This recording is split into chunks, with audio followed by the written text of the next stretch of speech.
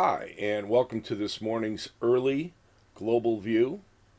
It is currently 7:45 a.m. on Friday, March 11th, 2016. Coming to you a bit later than usual because we wanted to see the last data of the week, which essentially was the U.S. import prices. We'll get back to that in a moment.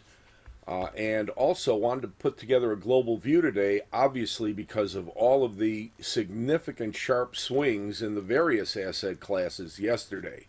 But most of all, we want to refocus on what we have been suggesting is in place for some time now, the Goldilocks mentality, which is you've got weak news as a pressure, but you've got central banks, especially the U.S. Fed, being kept at bay. So when people say, gee, look at the whip yesterday, let's take even the S&P as example, say the market looks like it's kind of bipolar. Well, yes, it is. And it's starting to feed through, even with central bank accommodative language like we heard from Mario Draghi yesterday, it's starting to feed through some of the more negative intermediate term likelihood of a bearish market. At the same time, that this week and the next, with the heavy central bank influence, it's hard to keep it down on breaks. That's what we saw yesterday in the S&P and other markets. So we have to ask, what does all this mean to the markets? And as we look at the S&P right now, after the plunge early yesterday, the market is, you're going to love this, the market in the March S&P future, based on the June future activity, because June is where the overnight trade has gone to, is up 17 at 20.06. So the market gets totally punished yesterday morning, and here we are up at, back up to the highs of the rally, very near the 2010 to 2020 resistance.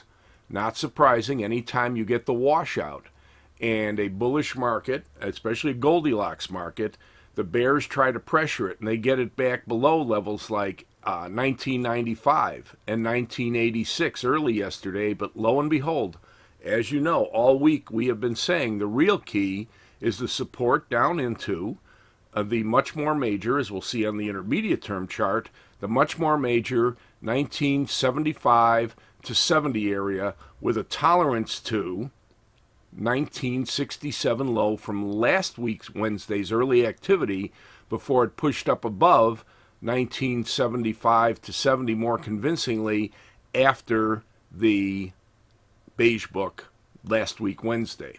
So here we are with this market once again looking quite so strong after what looked like disaster yesterday morning, but it held where it had to. And in these volatile whipsaw markets, this is why it's important to concentrate on the major levels. And those remain the key levels for now, 2010 to 20 above, 1975 to 70 below.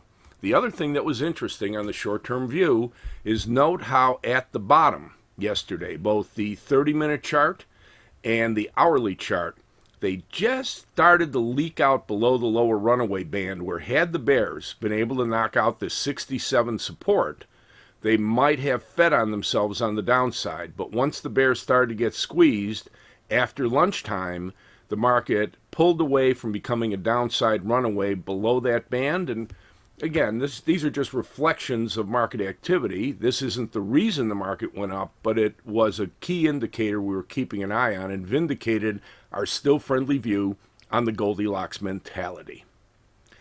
And that pretty much does it for the short-term view of the S&P 500.